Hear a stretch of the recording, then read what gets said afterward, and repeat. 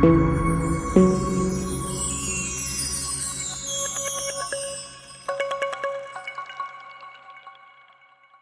pagi Bapak Ibu sekalian. Kali ini kita akan membahas modul ajar untuk tingkat TK atau biasa dikenal dengan fondasi ya. Mari kita simak penjelasan berikut ini.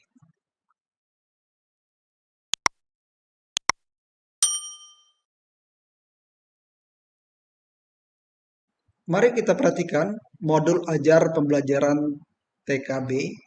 Di sini ada informasi umum, ada nama penulisnya, Bu Ajeng, kemudian jenjangnya TK, TKB, nama sekolahnya, institusinya, kemudian mata pelajarannya karena di TK belum ada mata pelajaran yang detail, kemudian alokasi waktunya 1 sampai 5 kali pertemuan, jadi berkelanjutan 210 menit, jumlah siswanya dan ada 15 anak, kemudian ini lebih detail sekali ya, model pembelajaran tatap muka, lalu fasenya fondasi, temanya adalah Aku Sayang Bumi, kemudian subtemanya air, profil pelajar Pancasilanya adalah kreatif, gotong royong, dan bernalar kritis.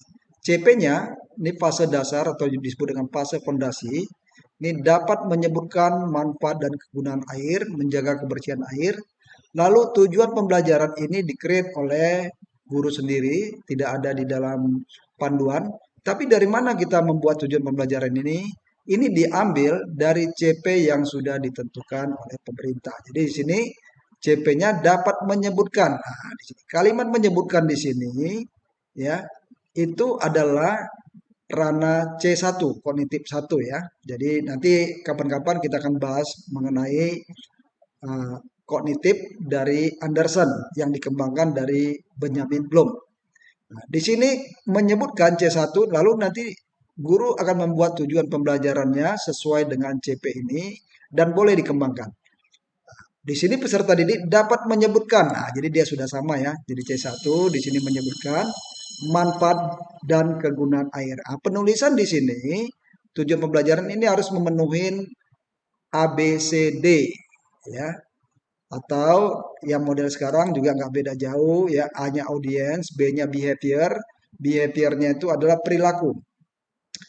Nah, jadi C-nya condition. Condition itu kontennya ya. Nah, lalu terakhir direction ya. Nah, dalam kondisi apa dia baik, benar, dengan benar, nah, dijelaskan. Jadi seperti itu penulisan tujuan pembelajaran mesti lengkap ya.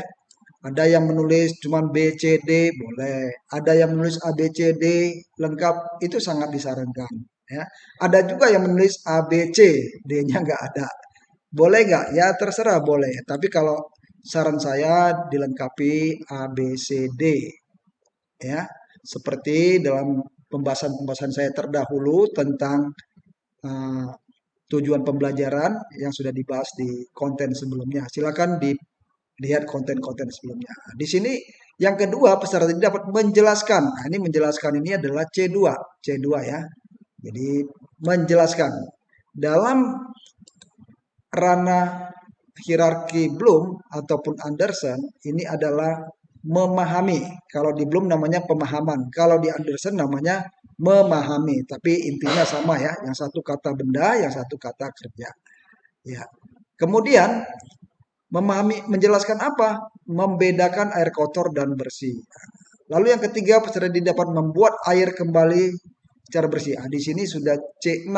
Kenapa? Dia meng-create ya meng-create, jadi membuat atau menciptakan, membuat air kembali bersih. Bagaimana caranya? Nah, di sini sudah ada metode penyaringan. Nah, ini sudah cukup tinggi untuk anak TK ya, tapi bolehkah dilakukan ya? Sangat dibolehkan ya. Karena anak-anak itu jangan dibatasin kemampuannya. Mereka juga kreatif pada tingkatan kemampuan mereka masing-masing. Jadi apakah ini sudah bagus? Sangat bagus. Sudah runtut, sistematik. Jadi di sini CP-nya sudah C1, dia tulis C1, lalu dia tambahkan dikembangkan C2 dan terakhir dikembangkan dengan C2. Sangat bagus ini. Nah, lalu ada kata kunci. Apa kata kuncinya? Ada air, bentuk dan perubahan, perbedaan air bersih dan tercemar, kegunaan dan manfaat. Nah, ini dikembangkan oleh guru. Dalam standar ini tidak ada, Bapak Ibu. yang diharuskan oleh pemerintah. Dalam pembahasan saya sebelumnya saya sudah bahas. Tapi bolehkah guru menambahkan? Ya sangat dibolehkan ya. Kita kan merdeka, jangan kita ngebebek aja nyontek sana nyontek sini, tidak. Guru itu mesti kreatif. Ya, seperti kalau Bapak Ibu suka baca-baca jurnal dari Amerika, bagaimana pembelajaran mereka, dari Finlandia, dari Inggris, oh, itu sangat beragam ya. Ya, di lain konten saya akan bahas detail bagaimana mereka bisa membuat uh, pembelajaran ya, baik di Inggris maupun di Finlandia dan di Amerika yang menjadi panduan kita ya. Kita ini sebenarnya banyak dipandu dari sana sudah, bukan kreasi kita ya. Saya sudah lihat jurnal-jurnal semua, sudah lihat kurikulum yang dikembangkan di Indonesia seperti apa. Itu semua tidak beda jauh saya lihat dari sana diambil bagian tertentu yang baik. Apakah boleh diambil? Sangat boleh, saudara. Ya, jadi nggak ada masalah. Lalu di sini deskripsi umum kegiatan. Anak diajak mengenali air, baik itu bentuk maupun sifatnya. Anak diajak untuk mengetahui kegunaan dan manfaat air, ya. Jadi ini tidak diteorikan, tapi dipraktekkan, diajak anak itu. Inilah air, kemudian kegunaannya apa, ya. Kita minum air itu kan sudah dipraktekkan ya. Kegunaan air untuk diminum, untuk kesehatan dibutuhkan. Jadi dari sejak dini anak sudah boleh diajarkan ya. Jadi tidak seperti model lama diteorikan semua. Jadi anak cuma tahu C1. Padahal tidak demikian. Setelah itu anak diajak bermain dengan cara mengeksplorasi. Ya, bermain dengan air. Ya, ini macam-macam yang bisa dilakukan. Lalu membuat percobaan penyaringan. Sederhana, bisa nggak dibuat? Bisa, sangat bisa ya. Pakai apa namanya, tisu bisa, yang gampang-gampang diambil. Atau kalau mau lebih sedikit menyiapkan bahan, yang tidak umum, kapas disiapkan ya. Jadi yang simpel-simpel. Lalu di situ anak-anak juga menuangkan pengalamannya ke dalam bentuk gambar. Nanti divisualisasi ke bentuk gambar apa yang mereka sudah lakukan. Lalu di sini ada alat dan bahan. Nah, ini alatnya air, ember, botol minum, sendok sayur, serutan kayu, kapas, kain. Sarana prasarana apa? Ruang kelas atau halaman tepi sekolah. Ini sudah masuk ke konsep um, project ya, sudah masuk project ini. Nah, komponen intinya apa? Ini peta konsepnya, air, kegunaannya. Oh, ini bagus banget Ibu, Bu Ajeng yang membuat ini ya. Ini mereka ini memang sengaja kami latih untuk membuat tujuan pembelajaran ya. Tapi mereka sudah bisa kembangkan sendiri. Ini hasilnya yang saya tampilkan ya. Kegunaannya dirinci di sini. Perbedaan air. Nah, ini sudah bukan C1 kalau sudah perbedaan. Ini bersih di kotor. Anak bisa membedakan sudah C2, bahkan bisa nanti sampai C analisis ya. C2 dan C4 yang membedakan. Kegunaan ini sudah masuk ke C3 ya. Kalau ini C3 berarti ini kemungkinan ini C4 ya. Karena hierarkinya demikian. 3 dulu baru 4. Kemudian sifat-sifat air, nah ini karakteristiknya ya. Jadi ini cair dapat disesuaikan dengan tempatnya.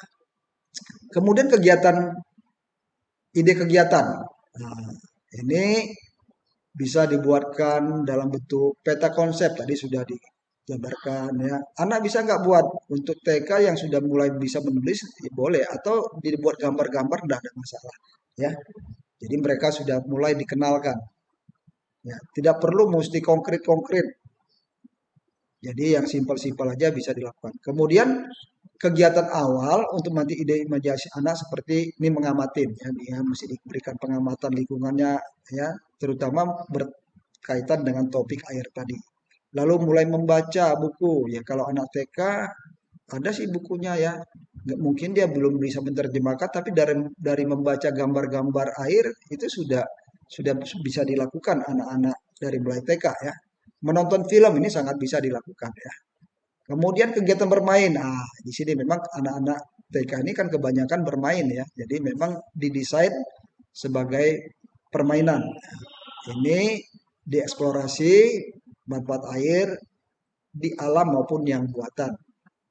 Kemudian melakukan eksplorasi percobaan tadi yang saya sudah sebutkan ya, bisa dengan kapas, bisa dengan tisu ya, air disaring. Ya, tidak perlu memang kita targetkan mesti sempurna, tidak. Yang penting anak sudah bisa melakukan. Ya. Lalu bernyanyi topik-topik air, lalu menggambar pengalaman eksplorasi dan percobaan. Jadi digambarkan ya. Nah, ini dia salah satu modul ajar. Ini sudah sangat bagus ini ya. Sudah dikembangkan sekali ini. Ya, kemudian ini ya RPP ya, modul ajar hampir sama ya. Ini yang model lama ya, model lama. RPP-nya model lama.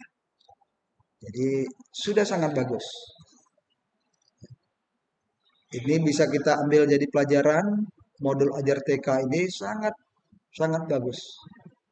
Ya, jadi Bapak Ibu tidak usah terlalu khawatir.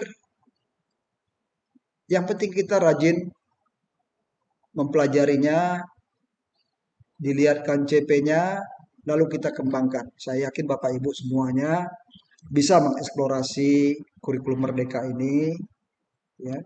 Apalagi kita dibebaskan untuk mendesain sendiri. Yang tidak bebas adalah CP-nya. Terima kasih Bapak Ibu. Semoga topik ini dapat membantu pengalaman Bapak Ibu untuk mengembangkan modul ajar. Sampai jumpa di topik berikutnya.